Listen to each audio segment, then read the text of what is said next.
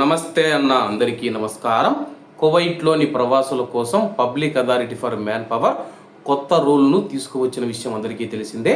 ప్రస్తుతం నవంబర్ 1వ తేదీ నుంచి ఆ రూల్ అమల్లోకి వచ్చిందని చెప్పేసి public authority for man power ప్రకటించింది. వివరాల్లోకి వెళితే సెప్టెంబర్ 14వ తేదీన అధికారిక గెజిట్లో ప్రచురించబడిన ఈ తీర్మానం కువైట్లోని ప్రవాసుల యొక్క పని గంటలు, సెలవులు ఆన్లైన్ ద్వారా పారదర్శకతను పెంపొందించడానికి, కార్మిక మార్కెట్ను పర్యవేక్షించడానికి అథారిటీ చేస్తూ ఉన్న ప్రయత్నాలలో ఒక భాగమని చెప్పేసి కొత్త వ్యవస్థ కింద మనం చూసుకుంటే యజమానులు తమ దగ్గర పనిచేస్తూ ఉన్న ప్రవాస కార్మికులు ఎవరైతే ఉన్నారో వాళ్ళకు సంబంధించి రోజువారీ పని గంటలు, అలాగే వాళ్ళకు విశ్రాంతి సమయాలు, అలాగే వారికి వీక్లీ సెలవులు, వారానికి సెలవులు ఎన్ని ఇస్తూ ఉన్నారు, మరియు అధికారిక సెలవులు ఏదైనా కువైట్లో రంజాన్ పండుగ వచ్చినా కానీ ఏదైనా ఇతర పబ్లిక్ హాలిడేస్ వచ్చినప్పుడు వాళ్ళకు సెలవులు ఇస్తూ ఉన్నారా లేదా అని చెప్పేసి వాళ్ళకు సంబంధించిన మొత్తం డేటాను కువైట్లో ఉన్న కంపెనీలు కానీ, సంస్థలు కానీ, షాపులు కానీ ఏవైతే ఉన్నాయో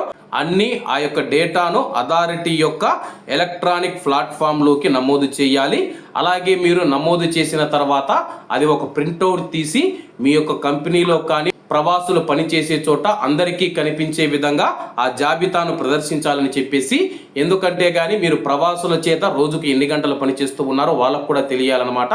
అంటే మీరు ఉదయం 6కి ఎక్కితే మధ్యాహ్నం 2కు దిగేస్తారా, లేకపోతే అంతకంటే ఎక్కువ పని చేయించుకుంటూ ఉన్నారా, వాళ్ళకు సంవత్సరానికి ఎన్ని సెలవులు ఇస్తూ ఉన్నారో, వారానికి ఎన్ని సెలవులు ఇస్తూ ఉన్నారో, వాళ్ళ చేత ఏమైనా మీరు ఎగస్ట్రా పని చేయించుకుంటే కానీ మీరు తప్పనిసరిగా అయితే మీ పైన చట్టపరమైన చర్యలు తీసుకుంటామని చెప్పేసి అధికారులు అయితే తెలుపుతూ ఉన్నారు. రికార్డు చేయబడిన డేటా తనిఖీలు మరియు అమలు కోసం అధికారిక సూచనగా పనిచేస్తూ ఉంది. ఉద్యోగులు మరియు ఇన్స్పెక్టర్లు సులభంగా యాక్సెస్ చేయడానికి యజమానులు వారి యొక్క కార్యాలయాలలో ఈ యొక్క కొత్త రూల్స్ను ముద్రించి ప్రదర్శించాల్సి ఉంటుంది.